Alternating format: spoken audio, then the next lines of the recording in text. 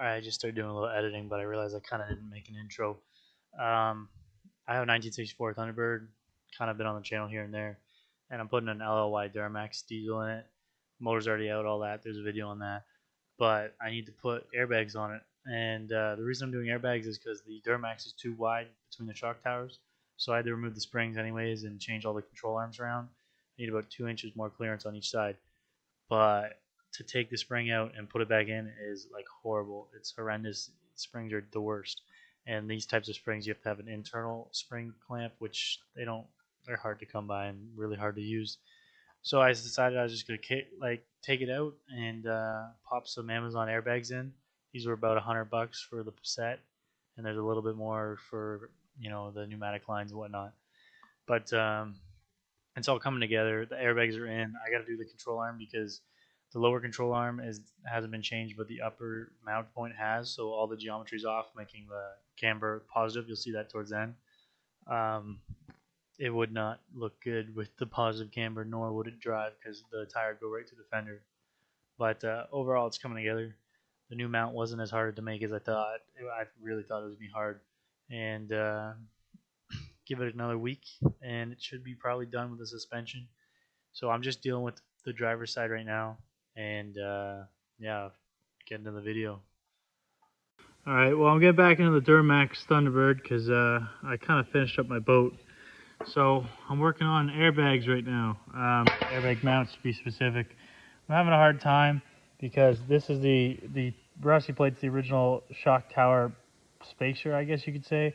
So I'm just trying to adapt to it. But I made up these nice blocks, except for the holes won't go through. So I'm gonna trim these back a bit and maybe add some more supports coming out like here and here. Hopefully that'll get me airbags. And I need the bags so I can move the shock towers out. I don't really want to put the old springs back in, they're a bitch. And so once the shock towers are out, the Duramax should fit. Just to weld it out a little bit farther, you can see my 2 weld points there. Now I got clearance enough, and you know what? If it's a little offset, you won't even tell. It's honestly kind of better. Other than it's a little tighter on here, but it is what it is because you can still get that out from back here, and it'll still fit at the top. This is old shock. I want to use this bolt pattern, so I'm going to cut this off, and then I'm going to weld like a fork or something, or a table to the bolt that's going to go into the bottom of the airbag, and then that'll be done.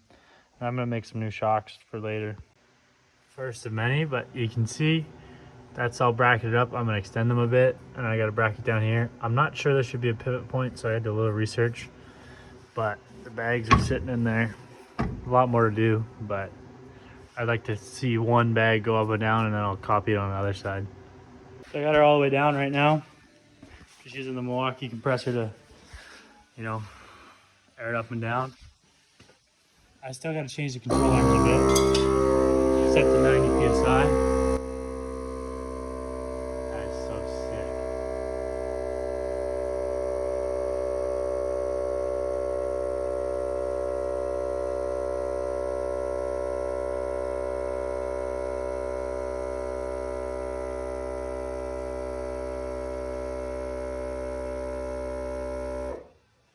That's about full ride height. It'll be a little higher.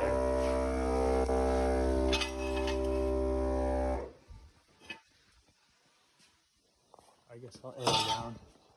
I don't have a good way of airing it down yet, so I'm just disconnecting this and dropping her down.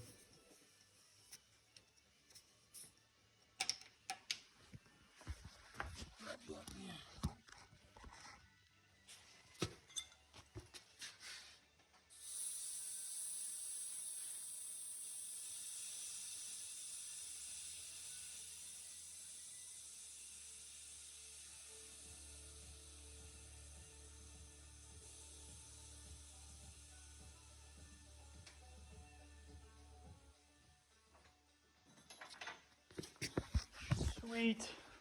Super happy with it. I gotta do some mods. Like the control arm's gotta move to fit the Duramax, but at least now I kinda got an idea of what I'm doing. Till next time. Well, I need a bottle of CO2 gas for welding at the house for that T-Bird. I'm gonna test this bracket out I made. There's no way it holds. All right, I'm gonna put this on the chair, I guess.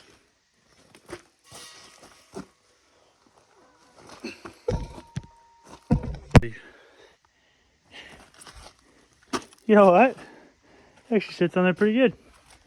I don't know if I'm gonna be able to move, but we'll see.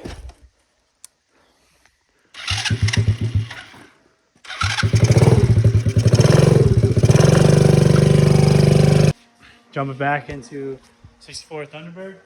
That's the LLY diesel I'm putting in it. Is the car. Passenger side here, you can kind of see I haven't cut as much out. Driver's side, I got all the cross members and everything out. When we jump around here, you can see I took the control arm off. The control arm mounts with these two bolts, which used to go into this plate. But we've got rid of this plate since because it's mounted on the inside edge of the frame. We don't want that. So, just a moment ago, I made up this big guy. She's gonna slap in there. I'm gonna do a little welding, and then it'll move the mount points out enough that the Duramax won't hit the inside. And hopefully I don't have to cut the cross member because this will change my camber to become more positive. It'll do so because this will be held out farther. You can see as I push it back, it's bringing the wheel to a more negative camber. And now that I've moved it around 2 inches, it might be really positive because it was already slightly positive.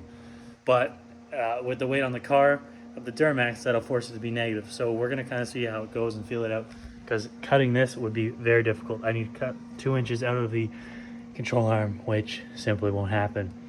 I'm using the original mount points for my airbags. My airbag system's right here. And you'll probably see that earlier in this video. And it's gonna mount to there and to my new mounts at the top. But yeah, it's coming along. So I'm gonna do some welding and then I'll get back to you. Well, you live and you learn every day. You'll notice as I bring this forward, it don't fit because the angle is wider than the two pivot points here. So I gotta go trim this way down. And apparently the hole I used is just too small for the shoulder of the bolt. That's how close it is. So that really sucks. Gotta figure that one out. All right, it's probably actually because the bolts have these flanges, so they're a little bigger. All right, gonna fix that. Here we go. There it is, all tacked in. You can see she's gonna work for sure. For some reason, it seems like my camera's delayed. I've only tacked it in 3 spots, so I'm gonna put the bag in and see if it'll lift the car, and hopefully the tacks don't break. You can see them back there. And if it does and all the geometry works, I'll see how positive the camber is, and if I have to cut this control arm or extend that one, I'm not sure. But yeah, she's coming together. So as you can see, there's a small issue with the positive camber now. Ironically, it almost lines up with the body lines. But that top of the tire is going to get tucked in the fender because it can go a lot lower than this. So this is fucked. So tomorrow I'll either extend the bottom control arm or cut the top until it's the 2-inch difference that I made today. And hopefully it should be good. But today was a pretty good day.